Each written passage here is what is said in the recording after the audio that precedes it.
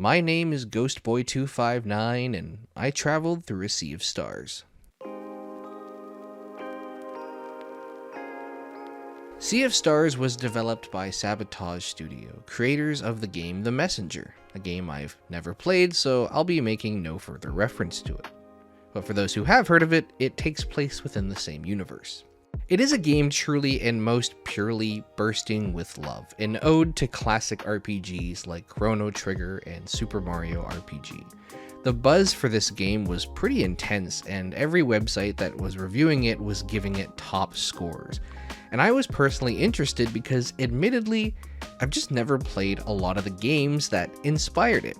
I love turn-based RPGs, but they're a commitment. As a kid, I didn't have the patience, and as an adult, I just don't have the time. I played a bit of the old Game Boy Final Fantasy games as a kid, never anywhere far enough or close to completing it because I think I was just too young to understand the depth of the gameplay. And I'm not the type of guy who can start a game series partway through. If I'm gonna play a game like Final Fantasy, I gotta start from the beginning. And that takes a tad bit of time. Playing a game with a clean slate, no expectations, no prior story knowledge needed, no right or wrong way to enjoy it, just felt like an experience I couldn't pass up.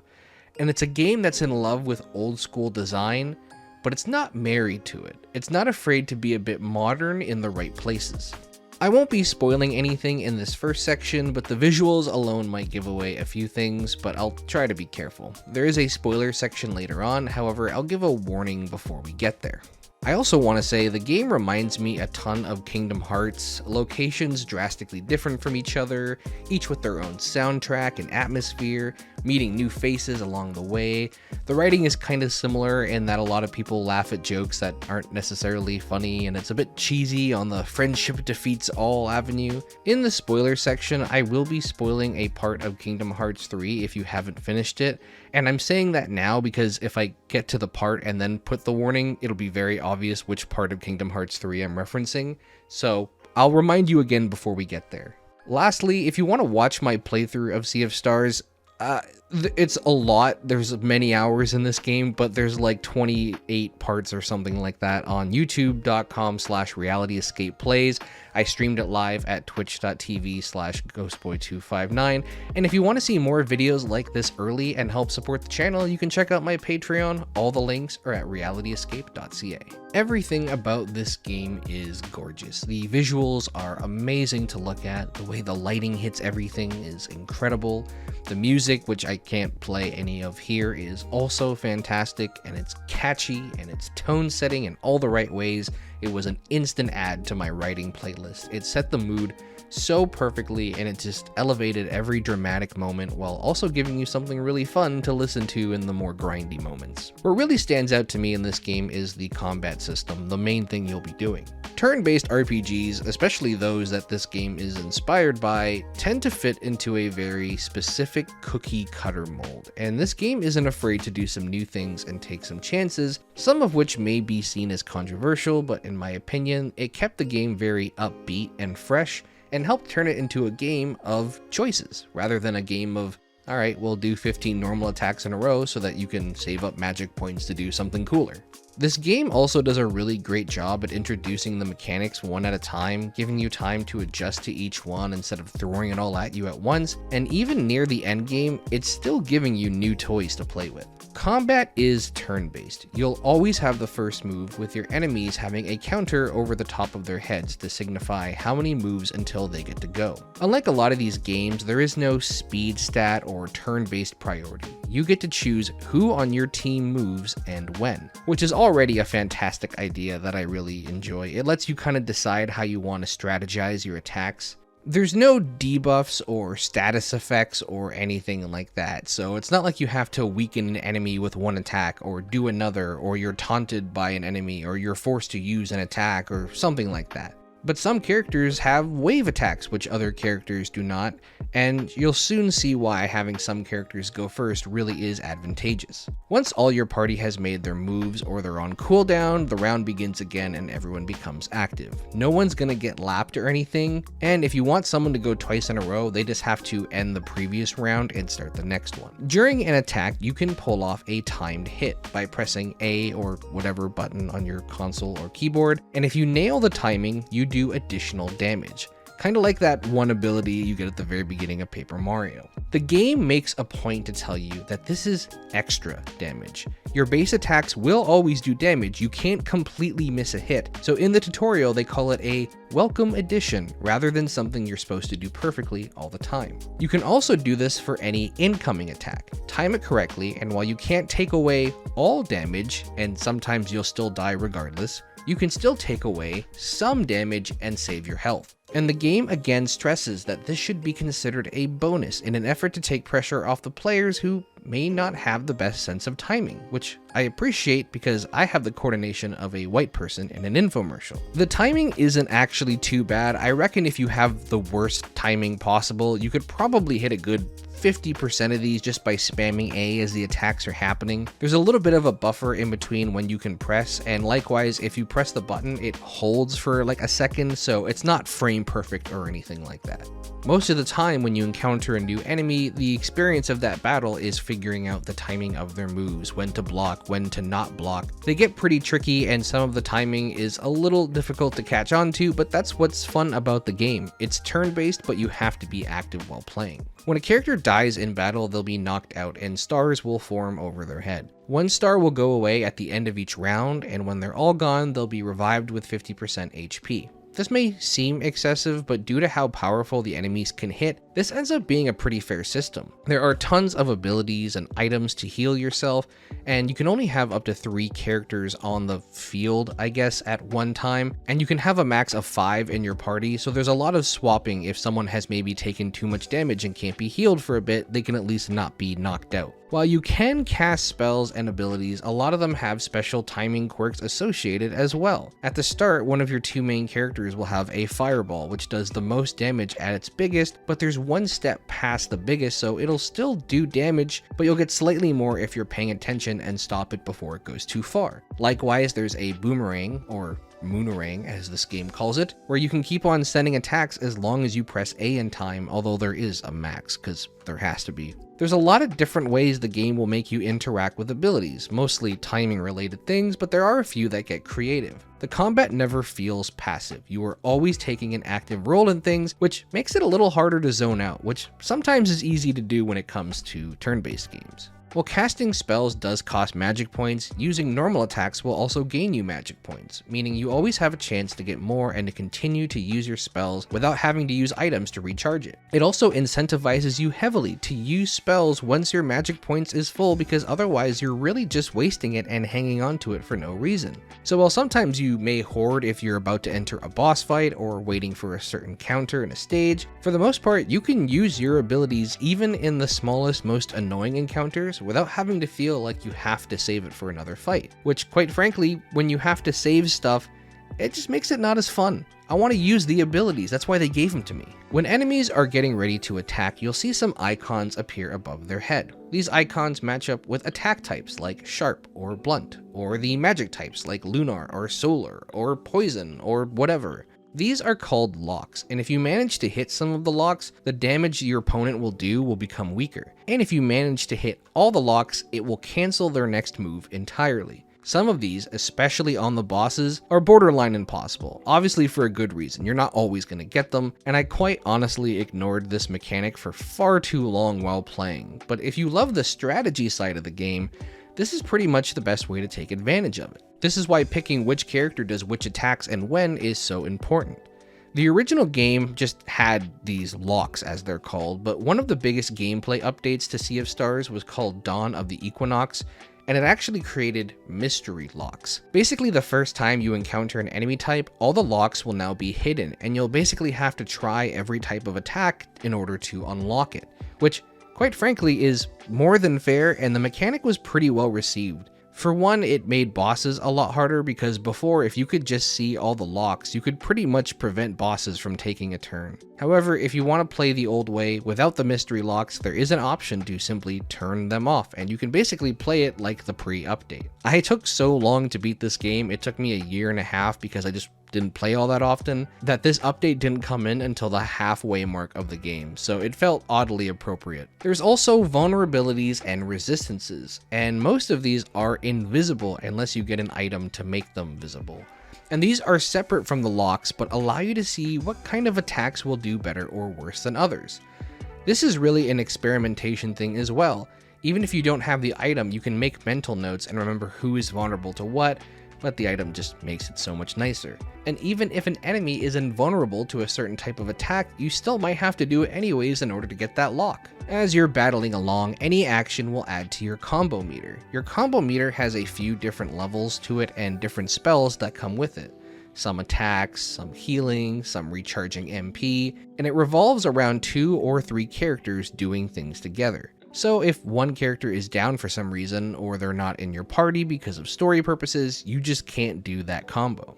Originally, the combo points would disappear after every battle, giving you incentive to use them all the time, but in the Dawn of the Equinox update, they made it so combo points now roll over, which means if you want to save up before a boss fight, you can technically do that now. That being said, it also recharges well enough that I still use them all willy-nilly. One of the last things you'll learn about is live mana. As you do normal attacks, once this mechanic is unlocked, magical charges will drop, and you can use these magic orbs to add a magic element to your attacks, increasing their damage.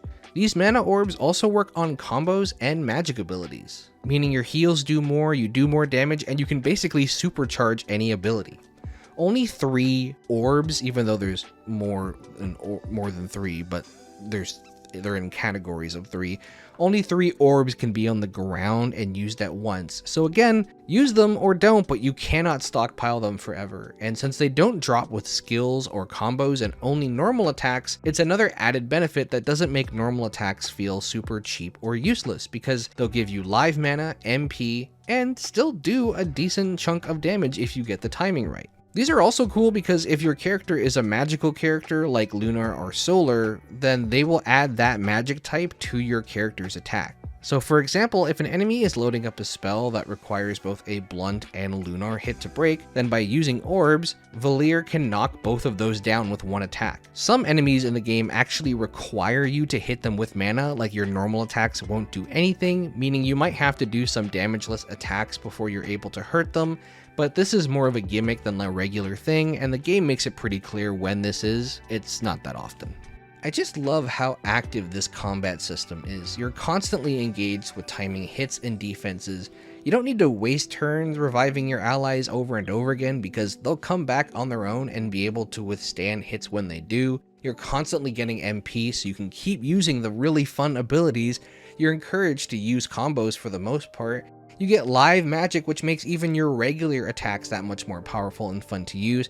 And you've just got tons of incentive to do even normal hits, and you still have to time those, so nothing you do really feels like a wasted turn. Like I said, I don't get to play a ton of turn-based RPGs, but too many of them become a grind later on, where you don't want to waste MP or combos or items, and you just end up doing dozens of normal attacks in a row. And I like this game because it gives you toys, but also lets you play with them how you want. It's way more fun that way, and since the game is built around these mechanics, it doesn't feel unfair. The enemies are pretty well balanced. They account for you being a little bit tougher and having all of these abilities to use. After getting a certain amount of experience, the group will all level up. Leveling up is not done individually. You fight as a group and you level up as a group. Stats will all increase, and for each individual character, you'll have a chance to pick a bonus stat. I was initially worried about leveling up that I would have to do all the point allocation because I know games can sometimes screw you over accidentally if you don't build a character the right way. You think you want to build a physical tank and then suddenly you don't have enough mana for a specific fight and you're just doomed to grind and level up. But thankfully here, the fact that it levels you up normally and then you just get to choose one little stat as a bonus to level up, it just makes me feel a lot better. Like there's a smaller chance I'm gonna mess up. I'm not saying I'm not gonna mess up. Speaking of grinding, I didn't have to do any level grinding in this game. Leveling up just gives stat boosts, not anything like new abilities or anything like that. So unless you skipped a ton of casual encounters, which the game does a pretty good job at making it hard to do, you should be fine just playing through the game without needing to grind. Although if you want to grind, it is possible. You've got a pretty standard inventory and equipment list to find items and equipment. It reminds me a lot of Kingdom Hearts. Along your journey, you'll find merchants and chests, and you can get better weapons, armor, accessories, and some bonuses that are actually really cool, like lowering the MP for certain skills or making other abilities work better. It's all pretty straightforward and self-explanatory, and all of the things that have changed throughout the Kingdom Hearts franchise, the accessories and equipment page hasn't really changed at all, outside of a little detour on 358/2. But I'm very much a fan of this system. I think it just works perfectly for any kind of RPG. While the main focus of the game is definitely the combat, that's not all there is. You can walk around and do a few different things. There's minigames like fishing or wheels, which is the best minigame ever created in the history of the world, but I'm not going to touch on it here because this video is long enough. There's a decent amount of puzzles where you'll have to figure out what to press and where to go. Although nothing too insane and complicated, they can be challenging and unexpected when they pop up, and there's a decent variety, so you can't really compare one puzzle to another. It's not all the same type of thing. You can fish as well as collect ingredients, and when you come across a campsite, which is normally near a save point, you can both cook and rest. Cooking will get you some really useful food, both for healing in and out of combat, and there's also food that heals the entire party, which is great, and you can also find and buy recipes along your travels so that you can keep making better items. They used to cap it so you could only have 10 items at a time, but with the Dawn of the Equinox update, you can now have as many as you want, which I don't have a strong opinion about either way. Ingredients in certain areas also respawn, so you can at least stock up on some really basic stuff. Even with all the healing magic, it is good to have some items, even if it's just, let's heal out of combat before we start the next encounter. Something I mentioned before was the option to get rid of mystery locks, and this is done with something called relics. And the game starts you off with 2, but there are codes you can use to unlock more of them, or you can just play and unlock a bunch of them as you go. Relics are like skulls from Halo, I think. I haven't played Halo in a long time. Just optional things you can turn off and on at any moment, and some change your experience by making things easier or harder, or it's just a load of accessibility options. The 2 the game starts you off with is the Amulet of Storytelling, giving you double HP and healing you after every fight, which is great for people who maybe aren't used to this genre of game, or people who may be struggling with the timing of button presses, or younger people who are learning, or older people who just don't have time to get good. It doesn't completely erase the challenge, but I'm always in favor of games having more storytelling options, because why wouldn't you want your game to be more accessible to people? And in a game like Sea of Stars that has a decently deep narrative running throughout it, it might interest non-traditional gamers. The second relic you get right away, which I did use, is the Sequent Flare, which simply adds a star animation to fly out of the character for, quote, clear as day confirmation that the input was properly timed. Again, I love this kind of option. If you don't want it and you like the vagueness of not being sure if you've blocked something, you can leave it off, but if you're like me and you just need that visual signal that you got it right or wrong, it's perfect. Other relics do things like regular attacks automatically time correctly, but the bonus damage is reduced by 50%, an extra 35% chance to block incoming damage, removing enemy resistances, reducing damage taken, or you can even increase damage taken, you can increase XP gained, and there's just so many more. There's also a parrot you can buy to help you find any uncollected collectibles at the end of the game, which is very nice when you're wrapping things up because this game has a lot of secrets depending on the things you collect. Sea of Stars is a very whole experience in my opinion.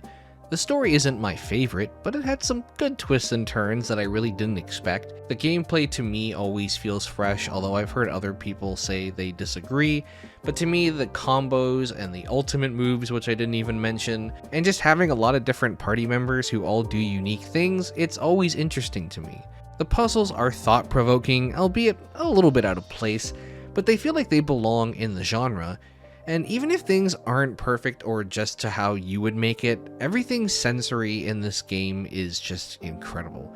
Even in the late game, I was stunned at how I was still discovering amazing visuals or instantly catchy music. Every time I wandered into a new area, the atmosphere changed and it felt like I was being transported to a whole new world with a whole new tone, which is exactly what you want in a game like this with such distinct locations. That's not to say the game is perfect by any means, and while my opinion of the game is overall very positive, I do have some criticisms, most of which I think have been echoed by many other players, so I'm not totally alone there. We're not getting into spoiler territory yet, but soon.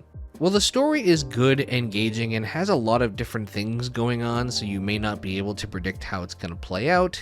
There's a lot of sections where the dialogue feels clunky or like it's just dragging on way too long.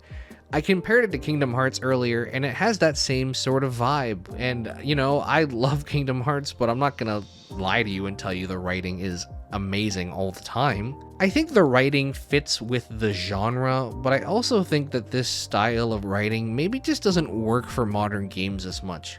And I don't know if that's necessarily the game's fault either. I'm certainly not in the camp of, say, this guy. I think that's a little dramatic.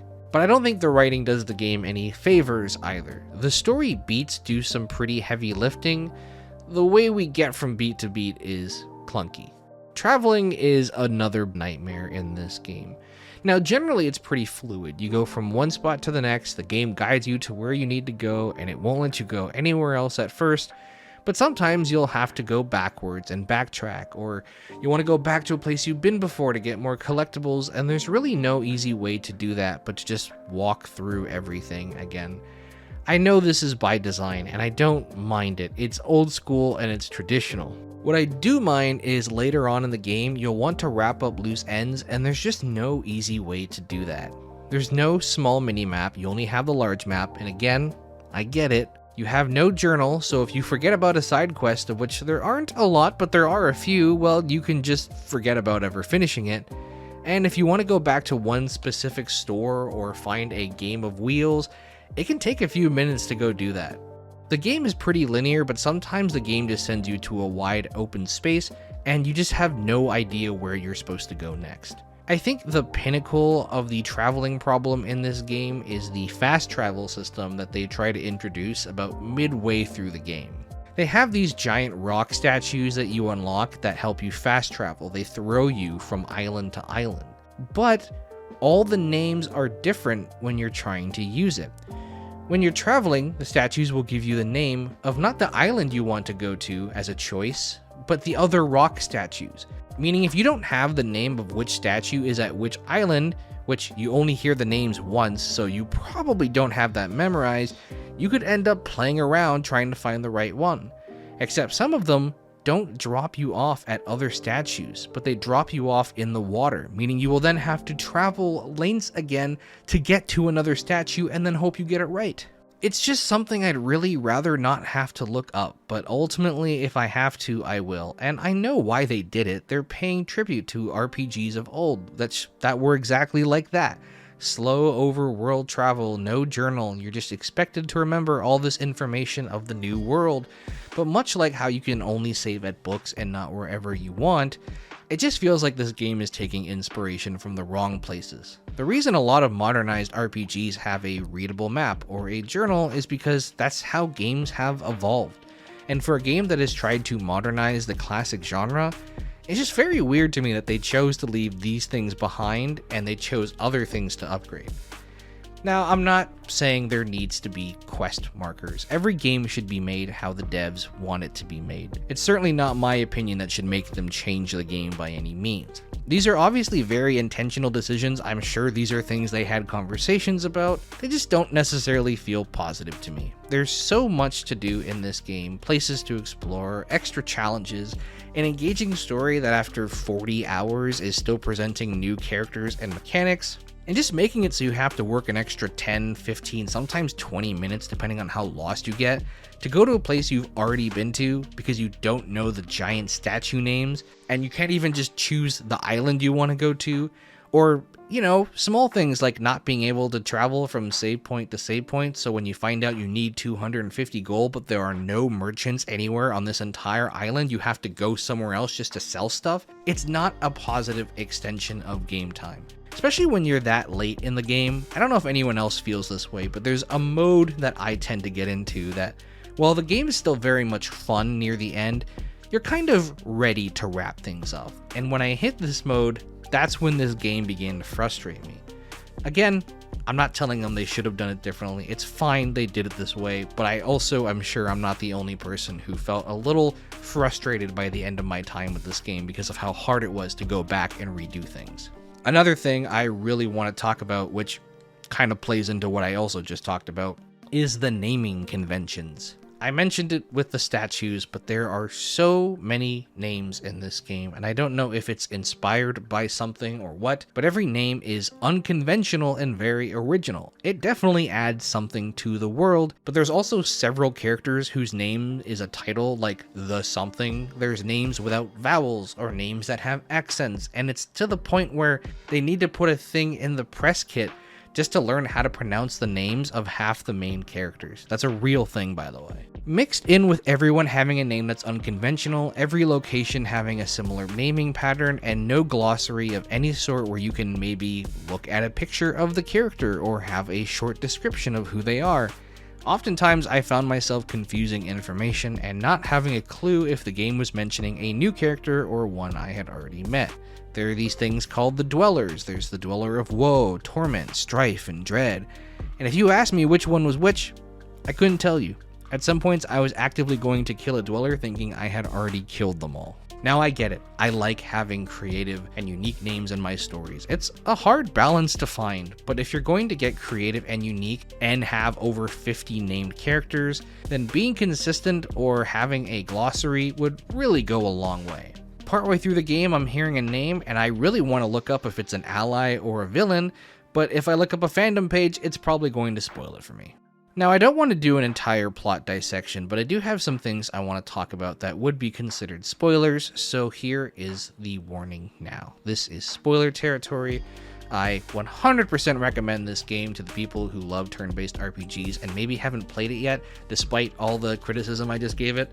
So if you haven't played it yet and you're considering it, I definitely think you should. Even if you wait and buy it on sale, I think it's 100% worth it to go out and play this game. You can get an easy 50, 60 hours out of it if you do everything. I'm also going to be covering the DLC Throes of the Watchmaker in this video, and the rest of this video will be about spoilers on that as well. I'm not going to leave a timestamp for the very end where I just summarize everything again. You can just be on your way, and I hope you have a good day. Lastly, as I said, there will be spoilers somewhere in this part of the video for Kingdom Hearts 3.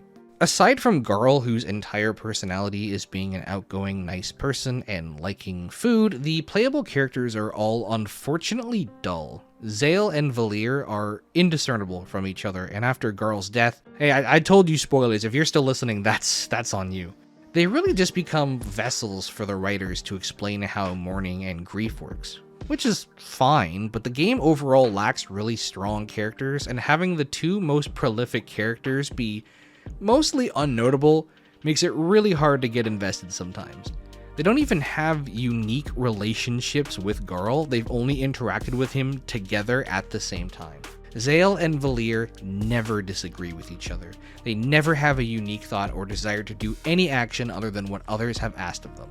If you were writing them as twins, maybe I'd understand, because it's like a hive mind thing, but every now and then they'll have a tiny moment of personality, which leads me to believe that was not the intention. The most telling point of this is during the secret 100% ending, when Garl comes back to life and he's doing a reverse funeral, and he's giving a toast to all of the characters, and individually, Sarai gets one, Rashawn, Bist, Moraine, Malcolmud, but Zale and Valir both get the same one said in the same sentence as a duo. The game to this point has made them pretty much the same character that Garl can't even say anything to distinguish his two best friends apart or thank them individually, so he just combines it. And again, even outside of their duoship, they still don't have much of a personality outside of we are the righteous people. They have the same personality, and it's just unfortunately not that interesting. Now look, I know there's a bunch of archetypes you could have filled in. You don't need to have two besties who are trying to one-up each other, or they fall in love, or one turns evil, or one is more aggressive and the other is passive. But the fact that you could easily combine both their characters into one and it would make no difference to the entire story just feels like the biggest loss of potential in the game. There's really nothing to them. You can't like one more than the other based off of anything that isn't superficial or based off of game mechanics, and it kinda sucks because that's what should be one of the most important dynamics of the game, and it goes absolutely nowhere. Just imagine if the ending of this game was to make the ultimate sacrifice, and you had to choose one of their lives to live and one of their lives to die. You'd have to base it off of a coin flip because there's no difference between them. Garl, like I said, is just a very nice, warm guy, and when the game kills him off, you do legitimately miss him, if anything just because his moveset is mostly a healer in a tank, which the team really misses when he's gone. I do miss him as a character, but also once he's no longer there, I don't think there was a moment story-wise where I was like, wow, I would have loved for Garl to be here to see this.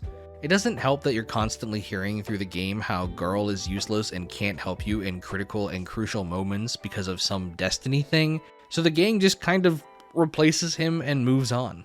Garl's role in the friend group seems to be that he's the overly friendly guy, and so he makes people like you in proxy, and then you guys get the help you need to do whatever you need to do.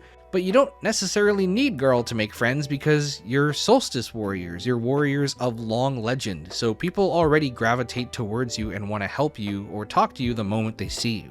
And if you don't like Garl, well, you're probably not going to like the story of this game too much because he really is the main character. Everyone who meets him adores him, he's instantly friends with everyone he meets, and he ends up just being a punching bag for all the villains, which if you care for him, that's great, you're devastated.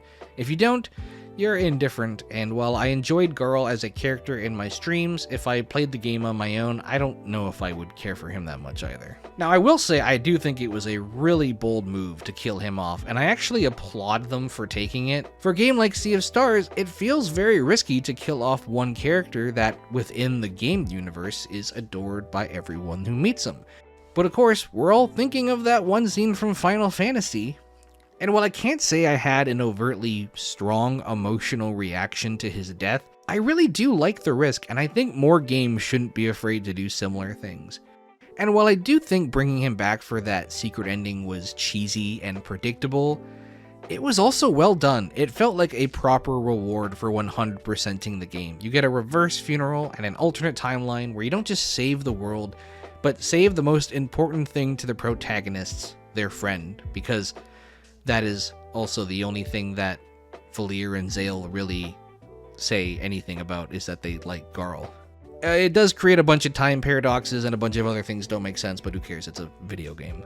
The other party members are all in similar boats for me in terms of how their character works. Sarai, aka Captain Cliché, is a cool pirate turned ninja turned cyborg robot ninja, but her personality doesn't really shine through a whole lot. Her character acts as a vessel to take you from one world to the next, which in my opinion is the coolest part of the game, and her personality is providing lore of what happened to her world, but you also don't get to see a lot of personality from her outside of being abrasive that her world is dying, which, you know, fair enough.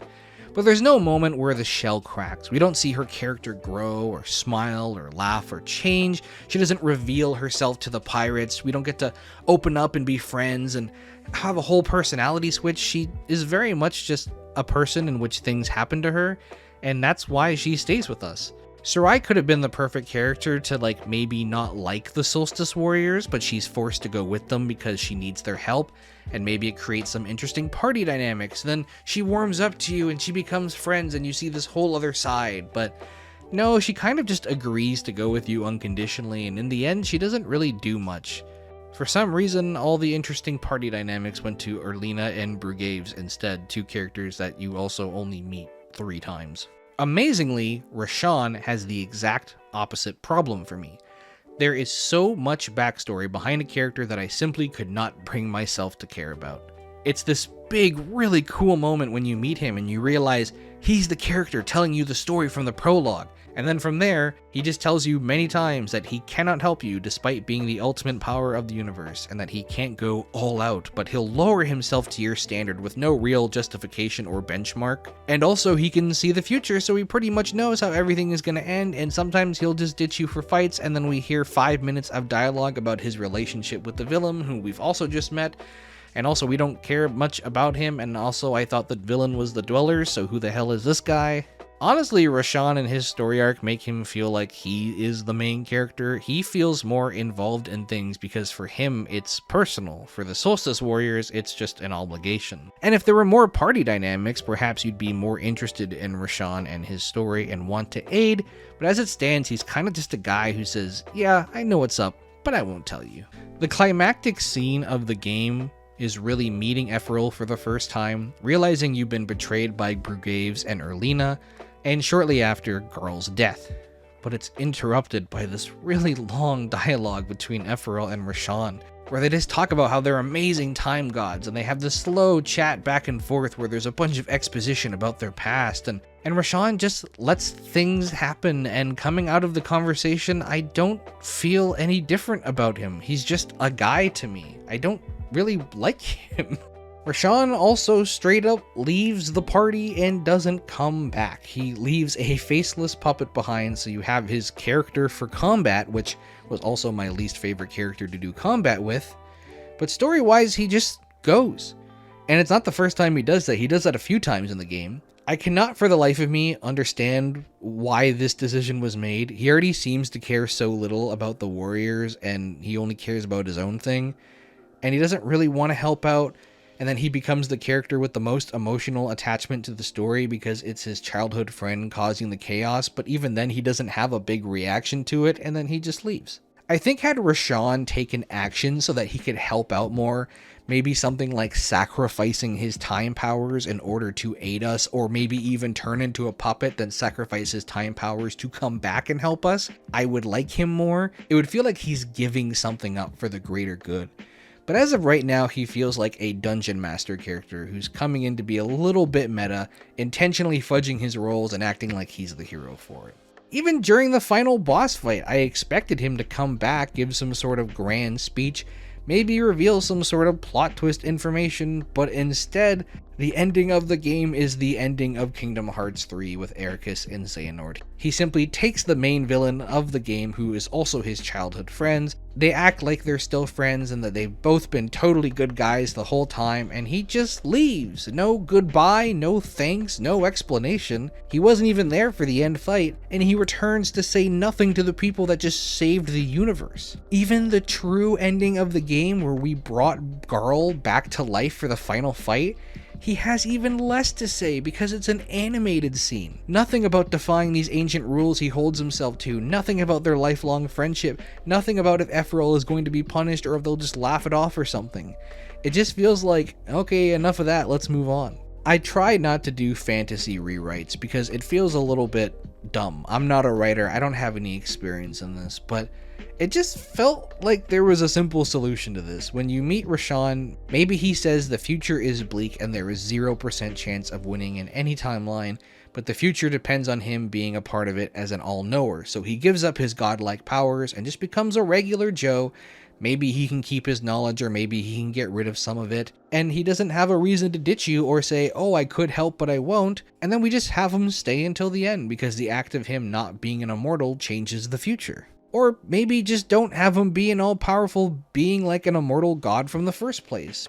Make him more like Aslan and the White Witch from Narnia, where there's a semblance of fallibility and mortality there. Well, maybe not Aslan, given who he's supposed to be based off of. That was a poor idea. You know what I mean? Make him a Jedi. Having an ally choose to not help you save the world is just a weird choice, and it made me really not like Roshan, which I don't think was the intention. And at this point, Garl's already dead, so you're just confused as to why they would make this choice twice. And then there's also the Bist issue. Bist is a funny, goofy guy, and I love him, but within 2 seconds of meeting him, you know his entire life story and journey, and then that's kind of it. If he wasn't hilarious to look at and really fun to play as, I would think he was like a DLC character in a game where the DLC was released years after the main story, so the character can't make significant contributions to the story because not everyone will have them. Again, he's likable and funny, but you're not with him for long, and he's not really notable as a character for most of that. Quite frankly, he comes in at the best time gameplay-wise because he really freshens things up for the final stretch, but his entire story is, I need help, and then I'll help you. And within a few minutes, you've got a new partner, and you're in the final phase of the game. Maybe if you got to meet him in his cloud form from like the beginning of the game, get a chance to know him, then you'd be like, yeah, awesome. But at this point, there's just not enough to make me like him that much. They honestly should have just made it so Teeks could join the party instead. That would have been badass, and I guarantee you everyone would have loved it.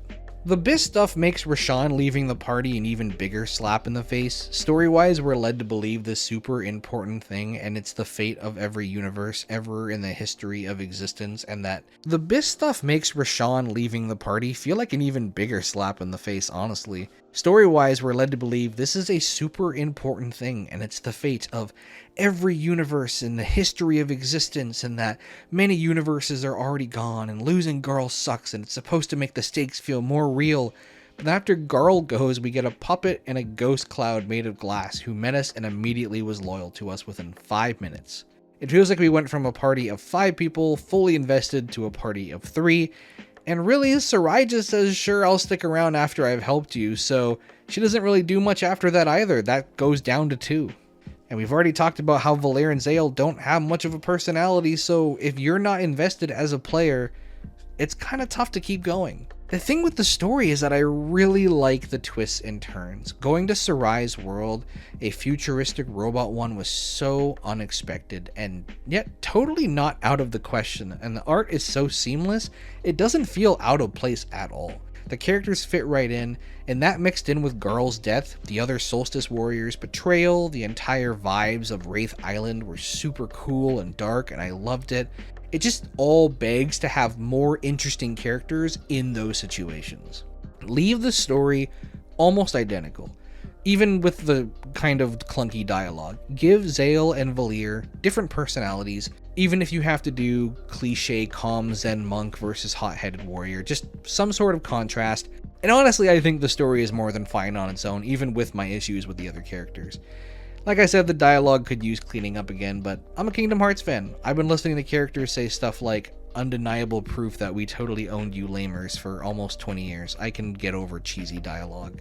My other rant about the game is the villains, because while I respect that there is a lot of them, and there needs to be, it's a turn-based JRPG inspired game, you gotta have a lot of cool boss fights. The way the game introduces them is the equivalent of seeing a really cool monster in Power Rangers, and it's dead by the end of the episode. The game teases quite a few of these. You have the Dwellers, you have this group 1, 2, 3, and 4, which you see a lot of them, and then there's kind of an unceremonious encounter and they're gone. But near the end of the game, they really start throwing out villains at you randomly because they're just trying to come up with cool boss fights, and it's kind of hard to grasp. There's LeJug, who you meet, exchange some words with, and immediately kill, and that's it. He's given a bunch of lines like we're supposed to know who this guy is, and we've never heard of him or what he does, and for some reason we're already furious with him, and then he dies and doesn't come back, and that's his role in the game. There's also the Phase Reaper, which again, the exact same thing. I don't know who the Soul Curator is. I don't know what they do. Everyone's talking about it like they're legend, but why are we exchanging so much dialogue with complete strangers mere hours before finishing the game? As sudden as the other two were, the most annoying to me was the Triumvirate of Eminence, which of course you have the very instinctual and easy to say names of Abstarak, Brother Kazagin, and Ratcheter. They're all sitting at a place called the Sacrosanct Spires, and once you pretty much arrive there, meet one. I'm not doing another take. I'm leaving that there. And you pretty much arrive there, meet one, walk around for a few minutes, and then you immediately go fight them. And considering how much they talk, you think they're going to be a much bigger deal than they are, but it's a one and done. Going back to the Kingdom Hearts comparisons, this time Kingdom Hearts 2, it almost feels like they half committed to this idea of every location gets a boss fight, but they couldn't decide on how to go about it. In the original Kingdom Hearts, in every world you'll fight a big boss Heartless and a Disney villain, and then sometimes together. In Kingdom Hearts 2 you'll do the same, but you'll also add an Organization 13 fight. Some bosses are a part of the smaller story, some related to the bigger story. Here we have the Dwellers, which there's only 4. We have the lackeys of the Fleshmancer, of which they at least appear well in advance, unlike others which appear right before we fight them. And then sometimes we have boss fights like Romea, who really has no bearing on the plot whatsoever, except for the fact that we have to encounter her at least once, but I don't mind that. She's not connected to the Dwellers or the Fleshmancer, she's just doing her own thing, but then she's kind of the only one like that. There's just so much inconsistency with the villains. There's too much backstories on the ones I just met, and there's too little on the ones I've been talking to for 20 damn hours. Now, I know I just went on a bit of a rant about things I didn't like, and believe it or not, a majority of the things I just brought up didn't actually change my overall view or enjoyment of the game. It's just things I noticed. It's always more fun to talk about imperfect games rather than perfect games, because instead of just saying, oh, I liked this, we get to analyze where things maybe felt a little bit off. Sea of Stars has every single bit of foundational piece to have both strong gameplay and story. It just feels like in some cases the story took a backseat, or maybe wasn't reviewed enough, and things just fell through the cracks. But I can't really blame them either. Their first game was nothing like this. I'm not saying we need to have a room with all the villains in it at the beginning of the game, but, you know, give us a chance to know who these people are. I mean, I talk about the naming conventions and how they aren't amazing, but ironically, they don't bother you too much because the story gets rid of all of these characters so quickly after meeting them that you don't have to remember them. Now, normally I would do my little wrap-up speech, but there's more, and that's because on May 20th of 2025, a year and 8 months after Sea of Stars came out, they released Throes of the Watchmaker, a DLC.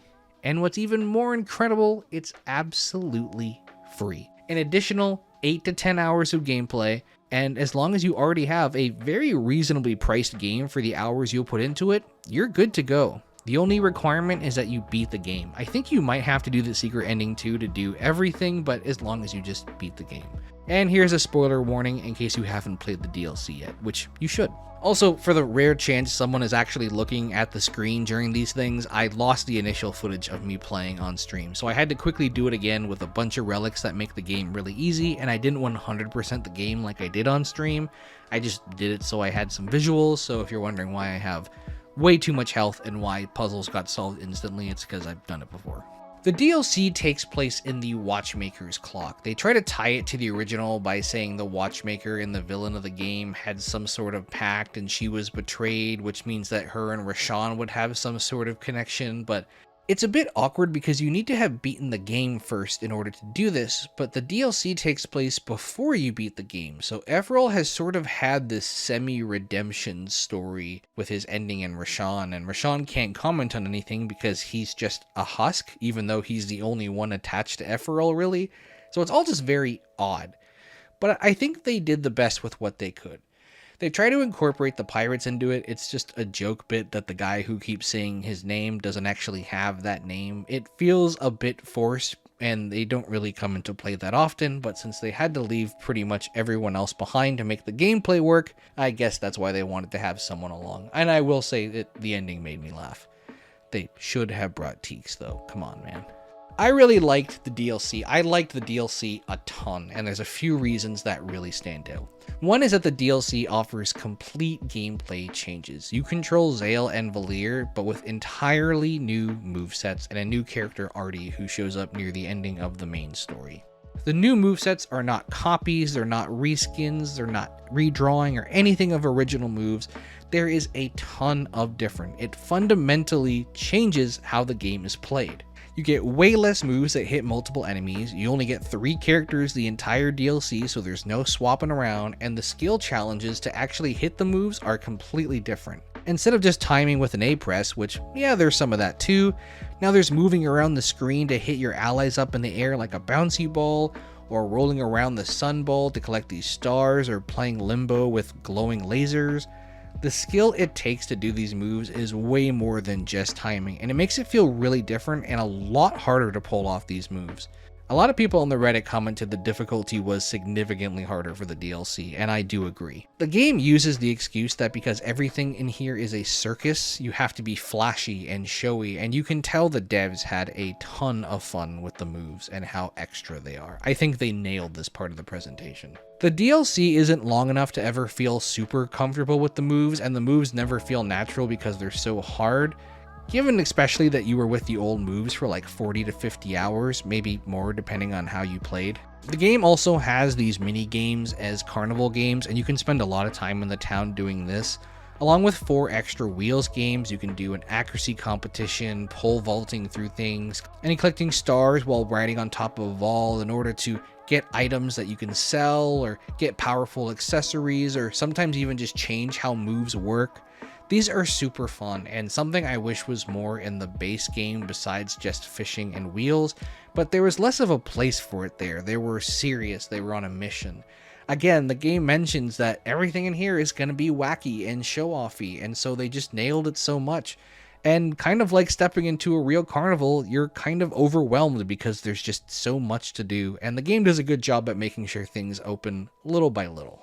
The visuals and music are also top notch as always. They bring back the same battle music that's in the base game, but now there's different remixes of it, and it's kind of cool and nostalgic hearing the same melody again. The Carnival Clowncore aesthetic is fun. It's not like my favorite thing in the world, but it's kind of cool. And there's one part of this where you're in a cave for a really long time that I could have done without. It just felt like they were kind of extending the time, and then there's a part with a bunch of reflections, but it's not quite clear what reflection, like how it lines up, but you figure it out and get over it. The DLC is also loaded with puzzles. Like, holy smokes, there are so many puzzles.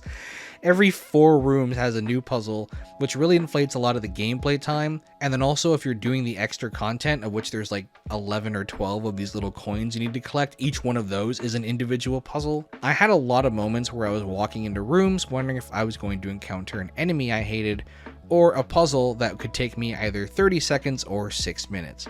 It's not really my forte. I do like puzzle games, but I'm not super good at them. But in the original game, if you weren't fighting, you were doing puzzles, so I understand why they were putting so many in here.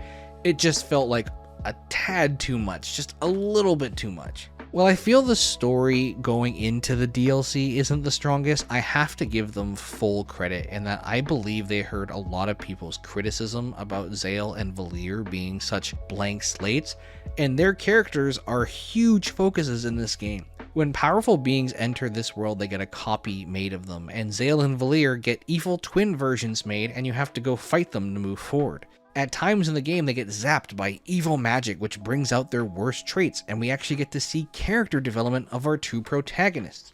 Zale is worried that he's doing everything for the wrong reasons. He feels pressure to be important, and he wants to be looked up to as a hero, and he's afraid that he's just being selfish. Valir has been in the academy since she was a young kid, and she's worried that she's too by the book and doesn't let loose enough, or that she's too demanding of her friends to keep up and get on her level. It feels like the devs understood that these are the 2 things that they should have been focusing on, and considering they were pretty restrained within such a short time to develop these characters, I think they did a really good job. Unfortunately, it's just too late. This doesn't change the rest of the game, it doesn't change the ending, it doesn't mean anything, sadly. It's an extra little DLC, but it showed that they saw that people had issues with it, and that they at least worked to correct it. Outside of going back and rewriting dialogue for the entire game, which I don't think they should do, they were never going to make it perfect. But who knows if we get to revisit these characters again in the future someday. I appreciate that they tried. I appreciate I can say that we know things about these 2 now that differentiate them from each other, and I have a feeling that the next game is going to have some great flushed out protagonists, because this studio seems like they are dedicated to always listening to feedback and improving on it. The last thing I want to commend the devs for is, again, not being afraid to take risks. Valyr's evil twin fight was very standard and disappointing, only because the other was just so exciting. Zale's evil twin has this mirror system with a spotlight, and you have to decide whether you attack him or hit the crank to switch the spotlight so it doesn't power up the mirror, or you do a multi-hitter and you hit both. There's a lot to consider, and it does a great job at making you feel overwhelmed from the get-go. The final boss fights are truly something to behold, however. When fighting the Watchmaker's evil twin, she straight up pulls out a wheels board and you act as the figurines. You can attack not only the figurines, but also the board that she has, so she has a less favorable turn. Everything works like a Wheels game. She flips you around and forces you to use whoever she wants. This part legitimately just blew my mind. Wheels is somewhat disconnected from the game, but the Wheels is connected to the Watchmaker, so the fact that they went through and combined it together for the last one, so perfect. The final fight as well does something incredible that I didn't actually expect them to do. They go back to your original moveset from the base game. It's just Zale and Valyr, but it's like coming home again. It felt incredible to use my old skills right at the end, but I do wonder if you potentially don't get that feeling if you jump into the DLC straight from the base game. You have to keep in mind, it was a year and 8 months that the DLC came out after the game. A lot of people playing the DLC maybe haven't played in almost a year, and while it will feel amazing for them and maybe borderline nostalgic, I wonder if they risked alienating people who were getting into the DLC and enjoying the new moves more than the old ones just to revert back. Overall, it's a risky play and I really liked it. I thought it was perfect in context of when the DLC came out to when the original came out, and you even get a new move that you can take with you outside the DLC. Although most likely this will be your final fight in Sea of Stars, so it's almost nice to end how things began. The actual final boss fight part I wasn't crazy about. This attack, defend, risky attack stuff just felt anticlimactic. I didn't even want to do it. I just chose options at random. I didn't care. It's not too dissimilar from how the actual game ends with this weird flying shooter section. It's just a bit weird to introduce something that's never been done before in your game as the ending of it. Not once, but twice, which maybe enough people didn't say how they felt about it, or maybe people really liked it and I'm in the minority. I don't know. But again, I appreciate that they weren't afraid to take a risk. Lastly, there's even more collectibles in here. Like I mentioned, there are these 12 time runes, and you get a secret ending with Garl, which apparently alludes to Sea of Stars being a prequel to The Messenger. I've never played it, so I don't know. But I had fun doing it. It was definitely worth 100%ing every part of this game, DLC and base game alike, and I would do it again if I had to. Overall, I adore the DLC, puzzles and a weird final fight aside, and the fact that they could have easily charged $5, $10, maybe even $15 for this and made a lot of money in sales, but just out of good faith for their fan base release this for free is an extremely amazing decision, and I think it will buy them as much goodwill as they could possibly have in the games industry. And if this is really it for Sea of Stars, which I'm led to believe it is, I think many people, including myself, are very eagerly awaiting what comes next. This is only Sabotage Studios' second game, and in showing how they respond to criticism in this small DLC, I'm really excited for what comes next because I think it's going to have fewer and fewer holes in it. For the amount of money I paid for Sea of Stars, I really feel like I got my money back tenfold with what I experienced. I can't state enough how having a smaller studio make an imperfect game is 100 times better than a large AAA studio releasing some uninspired garbage. Even the worst parts of Sea of Stars are filled with love and good intentions and passion and the drive to create something bigger. The gameplay is both old school and nostalgic and yet new school and different. It changes, it adapts, it evolves throughout the entire game, DLC included, and can appeal to such a large range of audience. The music and visuals have never failed to impress me in this game. There's no point in the game where I felt like gameplay was valued over aesthetic or vice versa. They made both work, and in doing so have created something that people can play 5, 10, 15, 25 years from now without it feeling dated or retro. There is so much to love about Sea of Stars, and even if I didn't love every single second of it, that's okay, because I know a lot of people who did, Sea of Stars sold 250,000 units in its first week, and according to Sabotage Studio, they've surpassed 5 million players. They've released free DLC, local multiplayer modes, speedrunning relics, all these things that will keep this game alive, but the reason I'm releasing this video is because it feels like it's finally over. This is now a studio that people will be looking out for. Their next release will be met with so much hype and even higher expectations, and after seeing the positives to come out of the DLC, I fully expect all of those to be matched.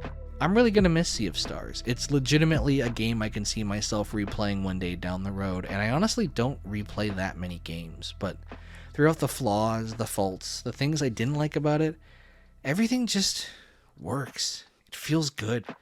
And honestly, from now on, I think when I play a turn-based game, because I don't really get a chance to play a ton, I think this will be a game I always think of. This will be the game I compare all others to. Sometimes you see a game and you think, I can tell exactly what that is and I want to play it.